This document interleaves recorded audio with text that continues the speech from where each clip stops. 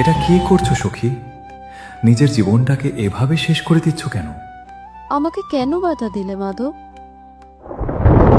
আমি না থাকলে এই দুনিয়ার কিচ্ছু যায় আসবে না, কেউ আমাকে বোঝে না।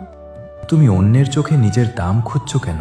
এই যে পশু পাখি, গাছপালা, এরা কি কাউকে বোঝানোর জন্য বেঁচে থাকে? তুমি ভাবছো তোমার কেউ নেই।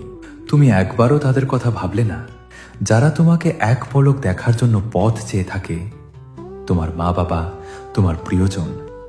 আর আমি তো তোমার হৃদয়েই আছি। তুমি নিজেকে শেষ করা মানে আমার সৃষ্টিকে অপমান করা। সমস্যা আজ আছে, কাল থাকবে না, কিন্তু জীবন একবার চলে গেলে আর ফিরবে না সখী।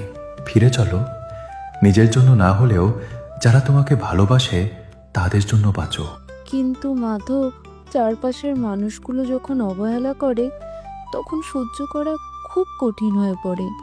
এই যন্ত্রণার চেয়ে মৃত্যু কি সহজ নয়? মৃত্যু সহজ সখী, কিন্তু জীবন জয় করাটাই আসল বীরত্ব। শোনো, মানুষ তোমাকে অবহেলা করছে কারণ তারা তোমার মূল্য জানে না। হীরা যখন ধুলোয় পড়ে থাকে, লোকে তাকে পাথর ভেবে পা দিয়ে মারিয়ে যায়। তাতে কি হীরার দাম কমে যায়? যায় না। তুমিও সেই হীরা। নিজেকে চেনার চেষ্টা করো। যারা তোমাকে বুঝতে পারেনি তাদের জন্য নিজের জীবন কেন দেবে? বরং এমন কিছু করে দেখাও যেন একদিন তারা তোমাকে হারানোর আফসোস করে।